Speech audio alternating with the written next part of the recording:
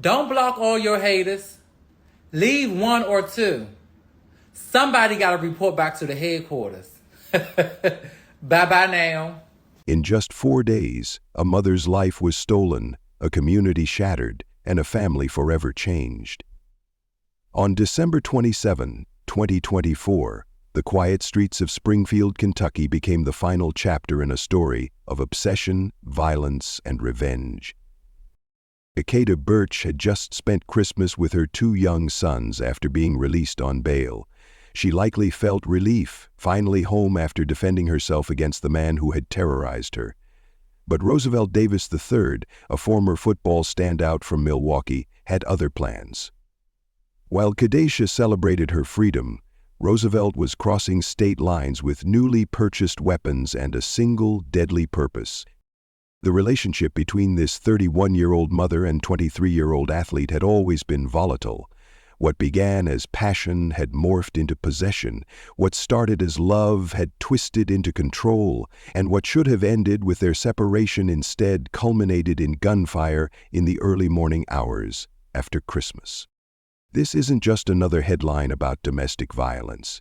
This is the story of a system that failed, of warning signs ignored, and of a murder that many believe could have been prevented. The tragedy that unfolded on Claybrook Avenue raises disturbing questions about how we protect those in danger and hold accountable those who threaten harm. Before we continue with Kadisha's story, I'm curious. Have you ever witnessed the warning signs of a dangerous relationship in someone close to you? What did you notice, and were you able to help? Share your experiences in the comments below, as your insight might help someone watching right now. Tonight on Shadows of Crime, we examine how a mother's act of self-defense led to her death just 4 days after regaining her freedom, and how a 500-mile journey fueled by revenge ended multiple lives, including that of the perpetrator, whose future was sacrificed to his own rage. Kadisha Andrea Birch moved through life with a warmth that drew people to her. At 31, she had built a life centered around her 2 sons, Kashawn Marquez Birch and Kavian Marquel Birch. Those who knew her in Springfield described a woman who would drop everything to help others, never seeking recognition or praise. She brought light wherever she went, recalled a co-worker from Bluegrass Dairy, where Kadisha worked in housekeeping. Even on the hardest days, she'd find something to smile about. Born and raised in Springfield, Kadisha's roots ran deep in the community. Her mother, Frances Campbell, had raised her with strong values of family loyalty and perseverance. These qualities would later be tested in ways no one could have imagined. Kadisha's days followed a predictable rhythm. Early mornings at the dairy, afternoons with her boys, evenings filled with homework, dinner, and bedtime stories. Her modest home on Claybrook Avenue wasn't fancy, but she'd made it a haven for her children, with photos covering the walls and their artwork proudly displayed on the refrigerator. It was during a community basketball game that she first met Roosevelt Davis III. At 23, he was younger, charismatic, and carried the confidence of someone who had once been celebrated on the football field. Their connection was immediate and intense. She seemed happier at first, her friend Tamika would later tell investigators. He was charming, brought gifts for the boys, talked about building a future together. What Kadisha couldn't see were the warning signs hiding behind Roosevelt's smile. The jealousy that flared when she spoke to male co-workers, the subtle ways he began isolating her from friends, the increasing demands to know her whereabouts. Within months, Roosevelt had moved in, despite concerns from Frances. "My mother never trusted him," Kadisha's sister would later reveal. "She said his eyes changed when he didn't get his way." The relationship produced Kadian, Kadisha's younger son. Though they presented themselves as husband and wife, Kentucky didn't recognize common-law marriages, a legal detail that would later complicate matters when Kadisha sought protection. As 2024 progressed, neighbors began noticing changes. Kadisha stopped hosting family gatherings. Her laughter, once a fixture on weekend afternoons, fell silent. She began wearing long sleeves even in summer heat. When questioned, she'd offer explanations about being cold or sensitive to the sun. What no one realized was that behind closed doors, Roosevelt's control had evolved into terror. The man who had once brought her flowers was now bringing fear into her home. The relationship that had begun with promise was decaying into a nightmare from which Kadisha would struggle to escape. By autumn, those closest to Kadisha noticed the shadows under her eyes, the weight loss, the flinching at sudden movements. Something was wrong in the house on Claybrook Avenue. Something that would soon explode into violence that would change everything. October 2024 marked the breaking point. What happened inside Kadisha's home that autumn evening would set in motion a chain of events that no one could stop. According to court documents, Roosevelt had been drinking heavily that day. An argument erupted. Witnesses would later say it started over a text message on Kadisha's phone. What began as shouting quickly escalated. He had his hands around her throat, testified a neighbor who heard the commotion. She was gasping for air, trying to call for help. With her vision darkening and her children screaming in the next room, Kadisha reached for the handgun she kept in her nightstand, a purchase she'd made months earlier when Roosevelt's temper first turned physical. The shot rang out, striking Roosevelt in the leg. When police arrived, they found him bleeding on the kitchen floor, cursing at Kadisha.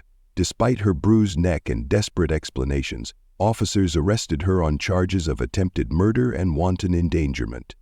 Roosevelt was rushed to the hospital, already telling a story that painted him as the victim. "The system failed her that night," said Kadisha's court-appointed attorney. "We had a clear case of self-defense, but the responding officers saw a man with a gunshot wound and made assumptions." For the next 2 months, Kadisha sat in county jail while Roosevelt recovered. We now know the name of the person charged in a Mercer County shooting. Police say Kadisha Birch shot a man Saturday at a home on Perryville Road.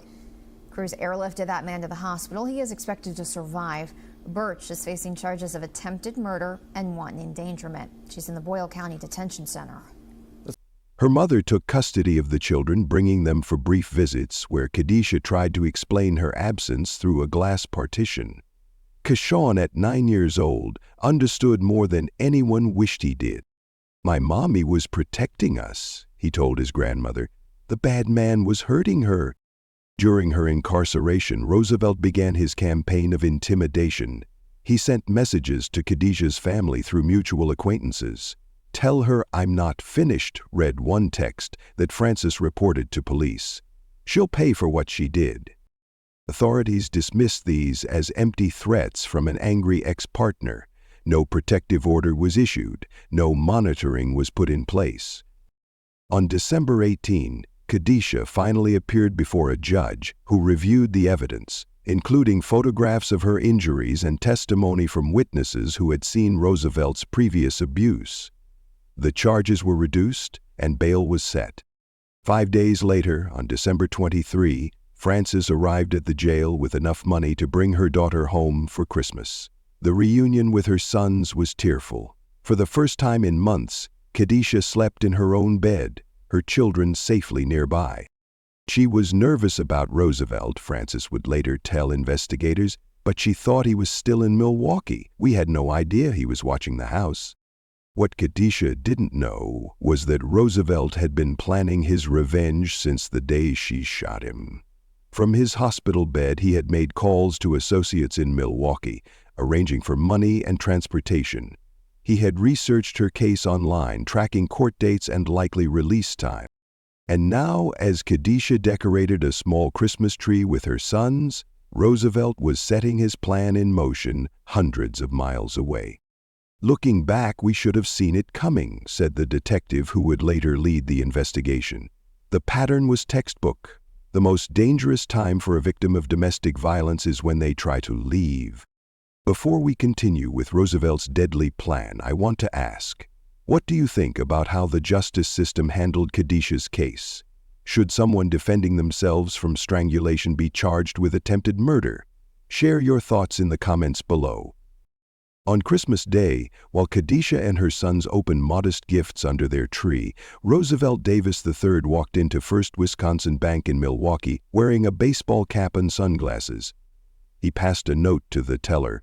"Empty your drawer, no die packs, no one gets hurt."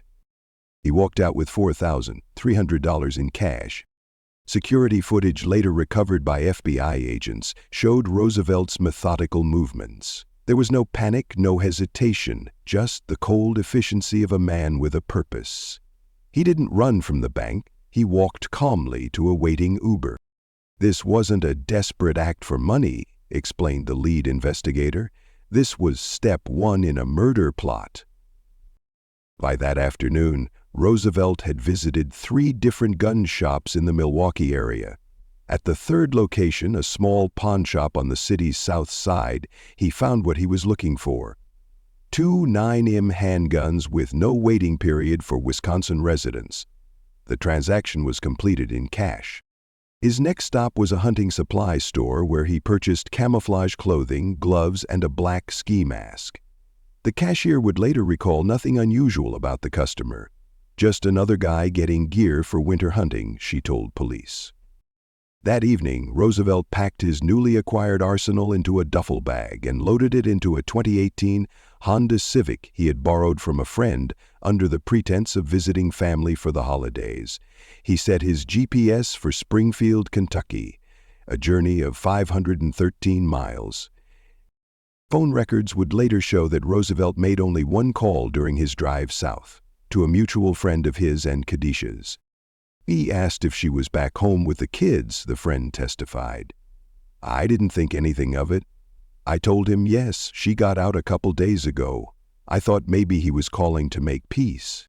Roosevelt drove through the night, stopping only for gas and energy drinks. Traffic cameras captured his vehicle crossing from Indiana into Kentucky around 9:30 p.m. on December 26th. By 11:45 p.m., he had reached Springfield city limits. For the next 30 minutes, Roosevelt circled Kadisha's neighborhood, parking occasionally to observe her house from different angles. A neighbor's security camera briefly captured him walking past, his face now concealed by the ski mask, the duffel bag slung over his shoulder. Inside the house on Claybrook Avenue, Kadisha and her mother Frances were talking in the kitchen. The boys had been put to bed hours earlier. Christmas decorations cast a soft glow across the living room. A half-finished cup of tea sat on the coffee table. At approximately 12:20 a.m. on December 27th, Roosevelt approached the side door of the house. Neighbors would later report hearing a loud crash, the sound of his shoulder breaking through the doorframe. What happened next unfolded in less than 2 minutes. Roosevelt entered the kitchen with both guns drawn. According to Frances's later testimony, he didn't speak a single word. He simply raised the weapons and opened fire. The first shot struck Kadisha in the chest and neck. As she collapsed, Frances lunged toward Roosevelt, attempting to disarm him. He turned one of the guns on her, firing 3 times. 2 bullets struck her in the abdomen. The third grazed her shoulder. The noise woke Kashan, who later told police he peeked from his bedroom to see the bad man standing over Mommy. The child had the presence of mind to grab his younger brother and hide in their closet, where he called 911 from an old phone Kadisha kept charged for emergencies. "Please help," the 9-year-old whispered to the dispatcher. "The bad man shot my mommy and grandma." By the time Roosevelt left the house, he had fired approximately 10 rounds. Kadisha lay motionless on the kitchen floor. Frances, despite her injuries, had dragged herself to her daughter's side, pressing a dish towel against wounds that were already beyond help.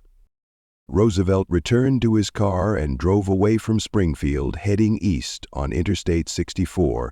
Behind him, he left 2 traumatized children, a critically injured woman, and the body of the mother of his child, all casualties of a revenge plot executed with chilling precision. The aftermath of Roosevelt Davis III's rampage was chaos and heartbreak. Within minutes of Kashan's 911 call, police and paramedics arrived at the home on Claybrook Avenue. Officers found Kadisha Birch lifeless on the kitchen floor, her mother, Frances Campbell, barely clinging to life beside her. The 2 boys were discovered huddled in a closet, trembling but unharmed. Frances was rushed to the University of Kentucky Chandler Hospital in Lexington, where surgeons worked through the night to save her. Against all odds, she survived, but the emotional scars of that night would remain forever. Meanwhile, law enforcement launched a statewide manhunt for Roosevelt. Witnesses had seen a man matching his description fleeing the scene, and the 911 call from Keshawn provided critical details. A bulletin was issued to police departments across Kentucky warning that Roosevelt was armed, dangerous, and likely fleeing the area. Unbeknownst to authorities, Roosevelt had no intention of hiding. He drove east on Interstate 64, speeding through the night as if daring someone to stop him. At approximately 3 a.m., just under 3 hours after the shooting, a Shelbyville police officer clocked a Honda Civic traveling 20 miles over the speed limit near the Simpsonville exit. The officer initiated a traffic stop, unaware of the violent events that had unfolded earlier. As he approached the vehicle, he noticed the driver's nervous demeanor and the duffel bag on the passenger seat. When backup arrived, the officers conducted a search, uncovering the 2 firearms, camouflage clothing, and a stack of cash from the Milwaukee bank robbery. Roosevelt was taken into custody without incident. It wasn't until he was brought to the station that officers connected him to the Springfield shooting. During questioning, Roosevelt confessed to everything: the bank robbery, the drive to Kentucky, and the murders. His tone was cold and detached, as if recounting someone else's story. He didn't show any remorse," one detective later said. It was like he believed he was justified in what he did. Felony Criminal Investigation Bureau, wanted for burglary. Dispatch calls out of Shelby County paint a timeline of the moments leading up to 23-year-old Roosevelt Davis's arrest. He's accused of burglarizing a bank in Wisconsin, then driving to Washington County, Kentucky to kill 2 women. We got a notification from Springfield. He was just involved as a suspect on a homicide. Just occurred a little bit ago. Police say officers responded to a 911 call just after midnight about a break-in on Claybrook Avenue in Springfield. They found 31-year-old Kadisha Birch, known as Day-Day, dead from a gunshot wound, while 52-year-old Frances Campbell was shot in the face and taken to the hospital. Documents say Birch was Davis's common-law wife, although that's not recognized in Kentucky or Wisconsin. Yeah, it's all the thing. Shelbyville Police Chief Bruce Gentry says Davis was arrested early Friday morning in Simpsonville during a traffic stop after he was speeding on the interstate. He attempted to evade the officer at an outlet mall, but was unsuccessful. Once he came back out, he just came to a stop at the traffic light. It was a green light, just came to a stop. After he was arrested, the investigation was turned over to Kentucky State Police. While interviewing him, police say Davis admitted to using the money from the burglary to buy 2 guns in camouflage. He said he then drove to Kentucky to carry out the shootings. And it's never been nothing happened like that before. Now, according to these documents, Birch just made bond this week for an alleged assault against Davis back in October, where she shot him. And days later, he's accused of killing her. It's awful. And I hope it don't do it again. Deandrea Turner, WLKY News. The news of Roosevelt's arrest spread quickly, but it did little to ease the pain in Springfield. Kadisha's death sent shockwaves through the community. Friends, family, and neighbors gathered for a vigil outside her home, lighting candles and releasing balloons in her memory. Her sons, now orphaned, were embraced by relatives who vowed to protect them from further harm. Roosevelt was charged with murder, attempted murder, and first-degree burglary with domestic violence enhancements. His bond was set at $2 million, ensuring he would remain behind bars as he awaited trial. Prosecutors announced their intention to seek the maximum penalty, citing the premeditated nature of the crime and the devastating impact on Kadisha's family. For Frances, the road to recovery was long and painful. She would later testify against Roosevelt, recounting the horror of that night in vivid detail. Her strength became a symbol of resilience for the community, but the loss of her daughter was a wound that would never fully heal. As the legal process unfolded, questions lingered about how this tragedy could have been prevented. Why weren't Roosevelt's threats taken seriously? Why wasn't Kadisha given more protection after her release? And how many more lives would be lost before the justice system truly addressed the dangers of domestic violence? Before we move on to the broader implications of this case, I want to hear from you. Do you think the system failed Kadisha? Could more have been done to protect her and her family? Share your thoughts in the comments below. The tragedy of Kadisha Birch reveals a disturbing truth about domestic violence homicides. They rarely occur without warning. In the aftermath of her death, experts identified numerous red flags that went unaddressed, missed opportunities that might have saved her life. When we examined this case, we found at least 7 critical intervention points where different actions could have changed the outcome, explained Dr. Melissa Hernandez, a domestic violence researcher who reviewed the case. This wasn't inevitable. It was predictable and preventable. The first warning sign appeared months before the shooting when Roosevelt strangled Kadisha during an argument. Strangulation is one of the strongest predictors of future homicide in domestic violence cases. Studies show that victims who have been strangled are 750% more likely to be killed by their abuser. When someone puts their hands around your throat, they're showing you they have the capacity to take your life, said Detective Sarah Morgan, who specializes in domestic violence cases. We train officers to recognize this as a 5-alarm fire. Yet when Kadisha reported the strangulation, it was treated as a routine domestic dispute. No risk assessment was conducted, no safety plan was created. The second missed opportunity came when Kadisha shot Roosevelt in self-defense.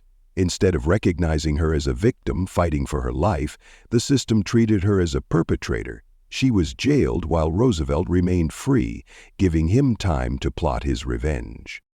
We see this pattern repeatedly, said Marcus Washington, a former prosecutor who now advocates for domestic violence reform.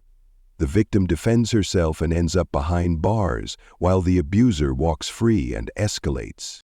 The third critical failure occurred when Roosevelt began sending threatening messages to Kadisha's family. These threats were reported but dismissed as empty words rather than actionable intelligence. No one connected these communications to the earlier strangulation incident, which should have elevated the threat assessment. Text messages saying she'll pay for what she did aren't just angry venting, they're declarations of intent, Washington explained. When combined with a history of violence, they should trigger immediate protective measures. The fourth intervention point was Kadisha's release from jail. No safety planning was conducted before she returned home. No additional patrols were assigned to her neighborhood. She was essentially sent back to the same environment where she had already faced life-threatening violence. Release planning for domestic violence cases should be as comprehensive as planning for high-risk offenders, Dr. Hernandez noted. The most dangerous period for victims is immediately after separation or legal intervention against their abuser. The fifth missed opportunity involved the lack of coordination between Wisconsin and Kentucky authorities. Roosevelt's movements across state lines created jurisdictional gaps that he exploited. Had information been shared more effectively, his bank robbery might have been connected to the domestic violence case sooner. Interstate domestic violence cases require special handling, Detective Morgan said. Abusers often use state boundaries to their advantage, knowing that communication between agencies can be slow or incomplete. The sixth failure point was the absence of monitoring for Roosevelt. Despite his history of violence, no electronic monitoring was ordered, no restrictions were placed on his movements. He was free to purchase weapons, cross state lines, and approach Kadisha's home without triggering any alerts. Technology exists to monitor high-risk abusers, Washington pointed out. GPS ankle monitors, regular check-ins, prohibited zones around the victim's home and workplace, these abilities can create a buffer of safety.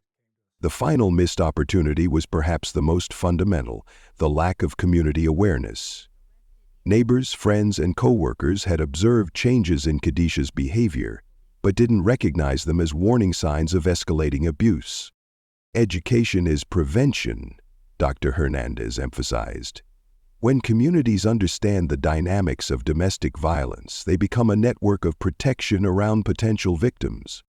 These failures weren't unique to Kadisha's case. They represent systemic weaknesses in how domestic violence is handled nationwide, but understanding them offers a pathway to prevention, a chance to ensure that other families don't experience similar tragedies. The tragic death of Kadisha Birch is a stark reminder of the devastating consequences of unchecked domestic violence.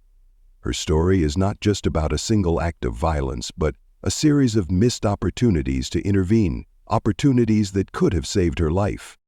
Kadisha was a mother, a daughter, and a friend.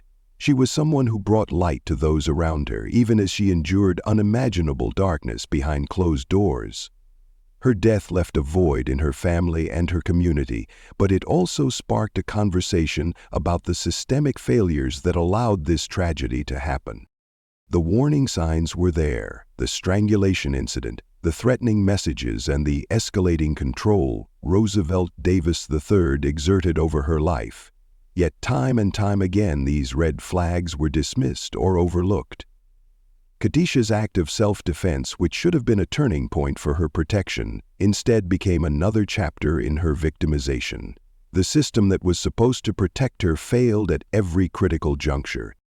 For her mother, Frances Campbell, the pain of losing her daughter is compounded by the knowledge that this tragedy could have been prevented. While she survived the attack, the emotional scars will remain forever.